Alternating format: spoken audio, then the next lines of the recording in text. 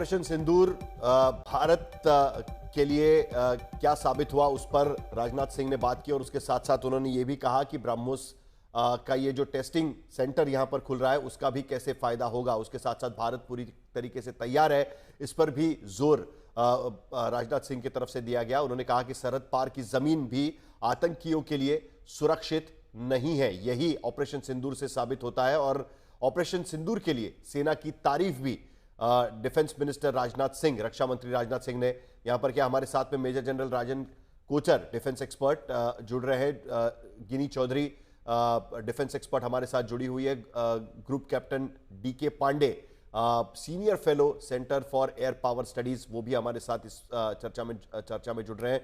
DK Pandey, सबसे पहले आपके पास, आपने राजनाथ सिंह ने क्या कहा वो भी सुना और उसके पहले एयरफोर्स की तरफ से जो ट्वीट आया था वो भी आपने देखा।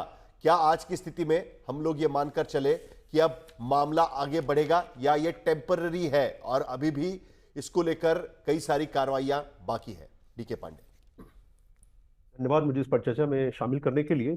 जहां तक बात है सीज फायर की, तो मैं ये एक लाइन में अगर कहूं कि सीज फायर अभी वेंटिलेटर पर है, क्योंकि हम जानते हैं कि पाकिस्तान की नीयत क्या है। पाकिस्तान ने 2025 में 48 बार सीज फायर वॉल्यूशन किया है। पिछले साल उसने 68 टाइम सीज फायर वॉल्यूशन किया है। तो ऐसे मुल्क पे आप कैसे विश्वास करते हैं? This is war. Second is कि in keeping all the factors in mind, इन सबको इनके मद्देनजर हमें अपनी जो ऑफ प्रिपेयर्डनेस हमने एक अचीव की है उसको इतना जल्दी रिलीज नहीं करेंगे, स्टेप बाय स्टेप इसको देखा जाएगा। लेकिन जिस प्रकार से ट्वीट आया है वो बता रहा है कि एयरफोर्स से जो भी मिशन उसको दिए थे, all mission were accomplish in a professional and between Manning, और जो नेशनल जो हमारे ऑब्जेक्टिव थे उससे अलाइन थे। तो ये बहुत बड़ा संदेश है पूरे भारतवासियों के लिए, क्योंकि बहुत सारी भ्रांतियां फैली हुई हैं, बहुत सारे जो लोगों ने गलत इंफॉर्मेशन भेजी की। इस ट्वीट में बहुत सावधानी से कहा गया कि लोग थोड़ा आप धैर्य और रखिए, आप इसकी पूरी ब्रीफिंग की जाएगी डिटेल में और आपको हर चीज बताई जाएगी। तब तक आप किसी भी भ्रांति में और कोई भी आपके पास जो भ्रामक खबरें आ रही हैं उसमें जाल न पड़े। अब बात हो रही है जो ऑन गोइंग ऑपरेशन, जिसका की चर्चा जो है हर जगह हो रही है। ऑन गोइंग ऑपरेशन किसका जो जिक्र किया कि ऑन गोइंग ऑपरेशन है। निश्चित रूप से हर ऑपरेशन के कई हिस्से होते हैं, offensive element as well as defensive element. और एक मैं आपको बता दूं जिसका की चर्चा हो रही, जो कि एयर डिफेंस, जिसने की अपना काबिलियत साबित की है पिछले 4 दिनों में। ये एयर डिफेंस भारत में जब ये हमने हमले शुरू किए थे उसके पहले से राउंड द क्लॉक 24/7 365 इसी स्टेट में रहता है। हमने जो एक्स्ट्रा जो स्टेप उठाए थे वो हमने लाइव मिसाइल्स का यूज करके और बाकी जो ऑफेंसिव एलिमेंट हमने ट्रिगर किए वो थे। Round the clock I integrated air command and control system, जिसमें मैं खुद जुड़ा रहा हूं, मैं खुद कमांड सेंटर में डायरेक्टर रहा हूं और मैंने तीन बड़ी चीजें डीके पांडे जी, राजनाथ सिंह ने अभी थोड़ी देर पहले कही है, तीन बड़ी चीजें। एक, सरहद के पार भी आतंक सुरक्षित नहीं, ये साफ शब्दों में कहा है। उसके साथ साथ ऑपरेशन सिंदूर के लिए सेना को बधाई उन्होंने दी है और उसके साथ साथ और एक चीज सबसे अहम उन्होंने कहा है कि धमक क्या है भारतीय सेना की, भारतीय एयरफोर्स की, वो रावलपिंडी तक सुनाई दी है। एक बार सुन लेते हैं एक बार फिर कि राजनाथ सिंह ने क्या कहा था, उसके बाद चर्चा आगे बढ़ाएंगे। राजनाथ सिंह की तीन बड़ी बातें। संगठनों ने भारत माता के मस्तक पर हमला करके कई परिवारों के सिंदूर मिटाए थे, उन्हें भारतीय सेना ने ऑपरेशन सिंदूर के माध्यम से इंसाफ दिलाने का काम किया है। और इसके लिए आज सारा देश भारतीय सेनाओं का अभिनंदन कर रहा है।